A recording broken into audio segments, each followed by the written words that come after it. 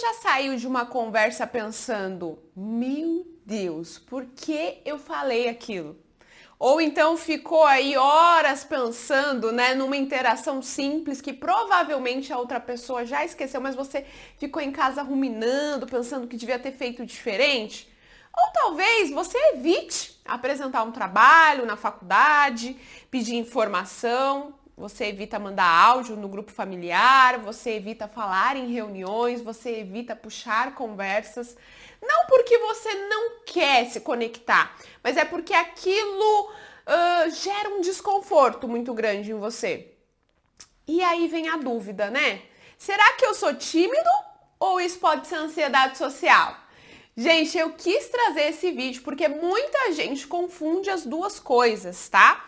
Inclusive, às vezes a pessoa passa anos aí achando que é só o jeito dela, tá? Quando na verdade já está vivendo ali limitações importantes por causa da ansiedade social. Então fica nesse vídeo que é sobre isso que a gente vai falar. Olá, eu sou Gabriele, psicóloga, e no vídeo de hoje eu quero te explicar, né, de forma aí bem prática, qual é a diferença entre timidez e ansiedade social, mais conhecida aí como fobia social, tá? Quais os sinais que você deve observar, né? Em que momento isso deixa de ser apenas uma característica ali da personalidade e começa a virar um sofrimento. Vamos falar sobre isso? Então já pega, tá? Papel e caneta ou abre o bloco de notas aí do seu celular, porque eu vou te fazer algumas perguntas, tá, ao longo do vídeo que podem te ajudar nessa autoavaliação, digamos assim.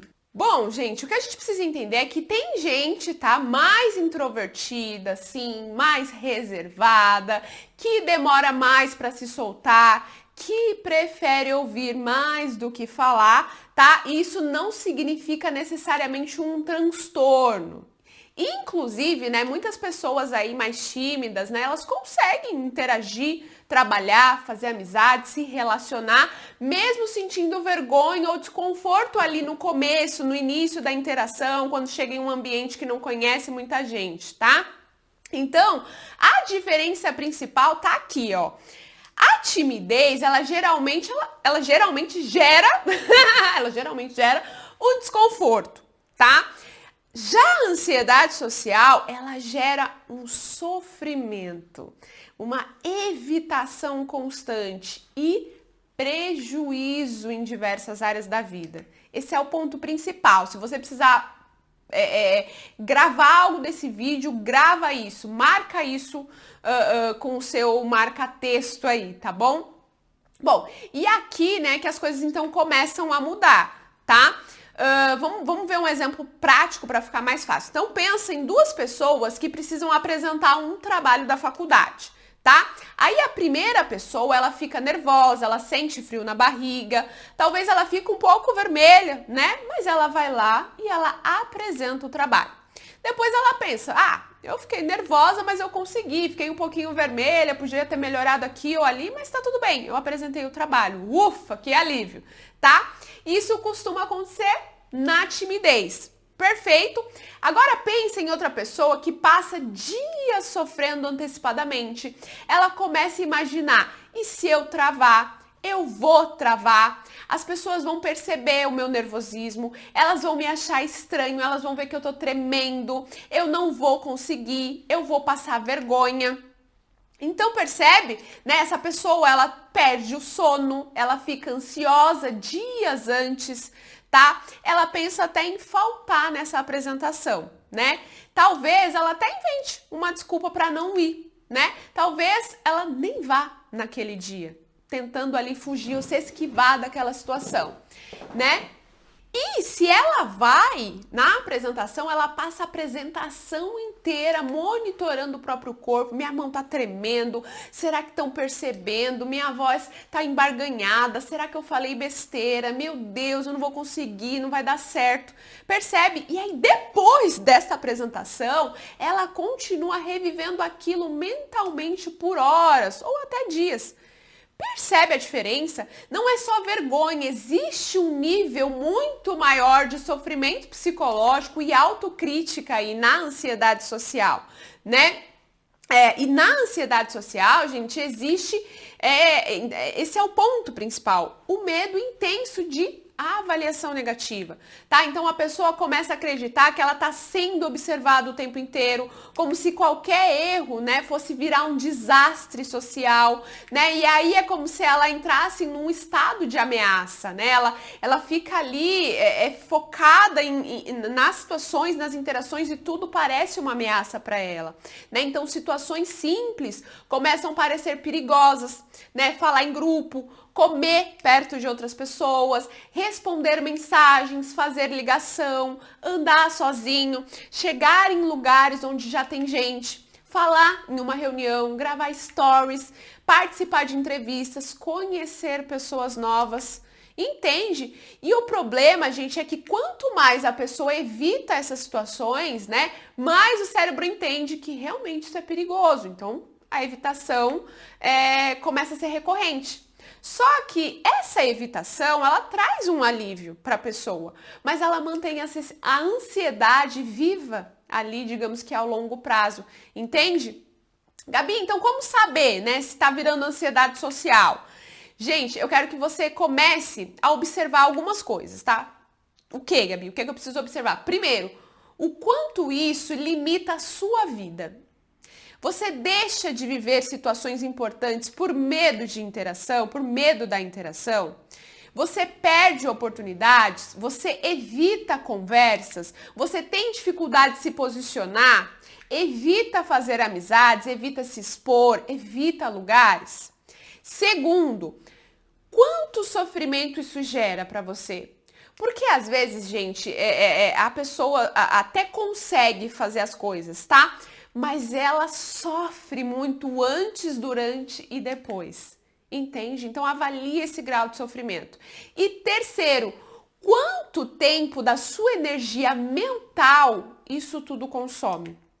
Você fica revivendo, né, interações, pensando no que falou, imaginando possíveis julgamentos, criando diálogos mentalmente? Gente, porque isso cansa, né? Esgota. Então, a ansiedade social é extremamente desgastante mentalmente, tá? E aqui vamos abrir um parêntese, porque tem uma coisa muito importante que poucas pessoas percebem. Muita gente, né, acha que está lidando ali com a ansiedade social, muitas vezes passou por um processo, Gabi, antes me causava prejuízo, mas agora eu tô lidando, mas na verdade, né, tá usando alguns comportamentos de segurança.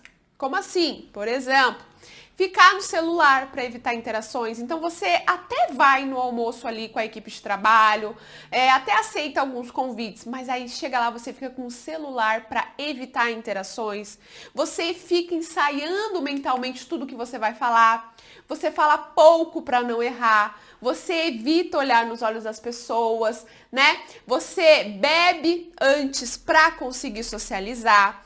Você só sai se for acompanhado, fica sempre no canto, ri de nervoso, evita discordar, monitora o próprio corpo a todo momento nas interações, tá? Então esses comportamentos, eles dão pra gente uma sensação de proteção, mas sem perceber, você vai ensinando pro cérebro que você só consegue socializar se estiver ali protegido, tá? E isso acaba mantendo o medo.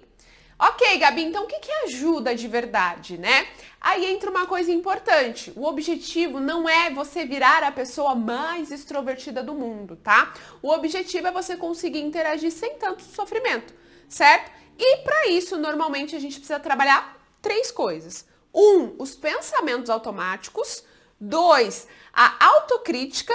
E 3, a exposição gradual, porque não adianta, gente, você esperar o medo desaparecer completamente para você começar a interação, para você começar a viver, tá? Na prática, o cérebro vai aprendendo através das experiências. Então, aos poucos, com repetição, com exposição, com correção das interpretações catastróficas que sua mente faz, tudo isso te ajuda, tá?